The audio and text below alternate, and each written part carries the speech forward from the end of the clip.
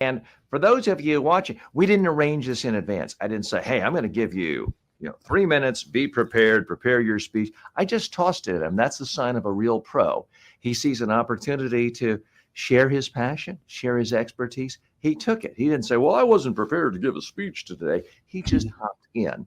And that's one of the things I find consistent among all great communicators is they like to communicate. An opportunity comes up and you have 6 months to plan. Great. An opportunity comes up and you have 6 seconds to plan. You do that too. So very well done, Joel. Now let's go behind the scenes. We really try to go behind the curtains, behind the scenes, what really goes on in communication and what people do and how people like you and me work and help people. Tell us what you were doing. What were you thinking about as you were presenting? Because yes, you certainly came across as in the moment, but you had some objectives of what you were trying to do as well. Yeah, I love that question because, again, it sort of ties into acting, which is, I love the behind the scenes moment as well as, how do you get into character? But I love this behind the scenes of, what's my self-talk basically kind of going on while I'm speaking. And while I'm speaking, the whole time I'm thinking about, I want to make sure that I'm making this relevant. So I'm sort of keep checking myself every few seconds. Is this relevant? Is this creating connection? Is this flowing from one thought to the next? Is this thought supporting the thought that I just said? I started talking about writing the letter and it's like, oh no, that's not the main point. But instead of just all of a sudden dropping it, I acknowledge it and go, that's not the main point. Where I really want to go is this. And I made that decision in the moment because I felt that was going to be more about connecting and more of a story versus a how to write an apology letter. Mm-hmm. We have more questions coming in from our viewers. I'm from a non-English background, but no English. But at the time of speaking, I'm not able to speak fluently. But in my mind, I can speak like TJ confidently. So what do you think about this? As someone who grew up bilingual, I'm in Canada, and so I grew up French and English. And the more I'm living in Toronto, which is more the English side, the more I'm losing my French side. So I feel very self-conscious when I have to speak French or when I go back to Quebec and I've delivered some training in France sometimes and have to go there. And it's like, oh boy, I'm really self-conscious. I found the most important thing is speak slowly. I will never speak the way I speak in English, which is I can think fast, I can speak fast, but in French, I can't think fast because I'm translating everything I'm in English. And so there's like a time delay. So what I'm going to do is I'm going to say less and I'm going to speak slower and maybe even ask and just acknowledge it and just say, and I've done this before because I've made some mistakes in French. I thought the word for French for corporate was corporel. And it turns out corporel means you're naked. And so I kept saying, we're talking about corporel communication and everyone's laughing. And so now I just acknowledge, I go, if I make a mistake, if I say something that doesn't make any sense, call me on it. Don't just nod your heads or even worse, laugh at me. Yeah. Although at some level, I do like a laugh because if someone's laughing, it means they're not ignoring you staring at their cell phone. They're not daydreaming. They are at least listening. They are responding. True. They are reacting at some level, but preferably they're laughing with us and not at us. But I get your point. Well, because you make those I make those mistakes all the time because it's like you'll say like and every language has different meanings. So I'll say we're going to come back to the room, meaning the training room. But we're in a hotel. So when I say we're going to come back to the room, it's like we're going to come back to my hotel room is what it sounds like in French. Mm-hmm. So again, a lot of things where it can be sort of lost in translation.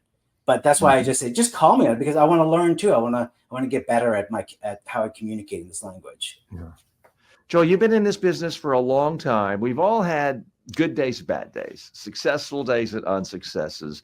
In a moment, I want to know about one of your worst training experiences ever, but also one of your best. I mean, I can tell you, I've had situations where a client just fell down on the ground, cried, went into the fetal position. They were so nervous and uncomfortable. I had one person stand up at the end of the day when asked, what did you learn? He said, I learned this was the worst waste of time in my entire career. This was completely useless.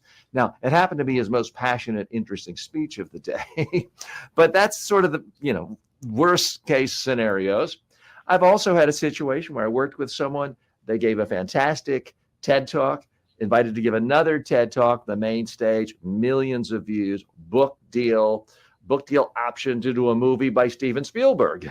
Pretty good success. I want to hear, what's one of the worst situations you ever had in a training, and what's one of the best? Yeah, I don't think I'll be able to top, but one of the best, I don't think I'll be able to top the TED deal and Steven Spielberg. But let's go to the worst, because we go to the racetrack to see the car crash. So let's go to the worst. Let's go to the Rolodex here and see which one are the worst here that I got. You know, absolutely. I've been doing this for 25 years, and there's always going to be a learning experience. One of the things about being in this business, of course, is that you do get assessments, you do get reviewed, the smile sheet, so to speak, afterwards. So you kind of know if things didn't go as planned. But sometimes, even without the smile sheet, this is failing big time. And I was just a few years ago. It was a sales conference. It was a private sales conference for a company, and I was brought in. And I was out of my element.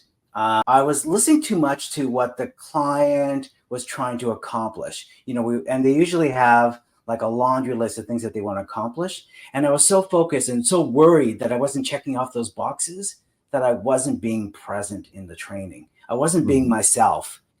And these people were not, they were selling the same way they've always been selling. So now they were being told to sell a different way and sell a different product, because they were also being taken over by another company. So their emotions were also heightened, because am I going to lose my job? People always love change, right?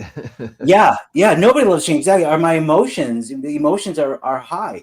And instead of doing that, some of the feedback I got was I was mean. And as you've known me for like 20 minutes, I hopefully don't come across as someone who's mean. And so that really threw me for a loop. And I realized I came across as mean because I was so focused on my agenda and so worried about how I was going to come across, and that the client was going to go, "We'll never hire you again," which is what happened, because I was mean. I didn't actually create a worthwhile experience. Everybody's mean to someone. My daughter was screaming, my 11-year-old daughter was screaming how mean I was last night because I wouldn't let her watch Squid Games. So everybody's mean to someone. Well, there's firm. You were being firm with your daughter, and probably fair. Yes. But mean is like when you try to make someone feel small, which is kind of what I was doing, because I was so out of my element. I was so uncomfortable, and that was the mean part, which is when you try to make someone feel small.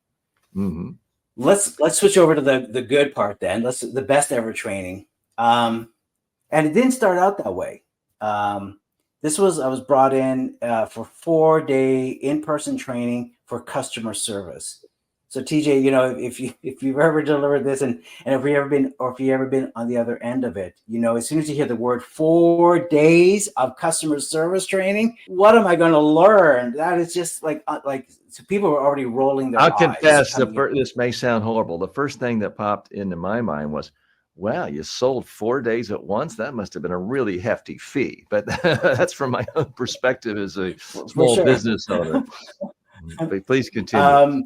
They wanted the 4 days. I'm like, this is 2 days at most. Like, no, we got it. And they were right, because basically these people had been in the job for 20 years. They've been doing customer service for 20 years. It was a unionized environment.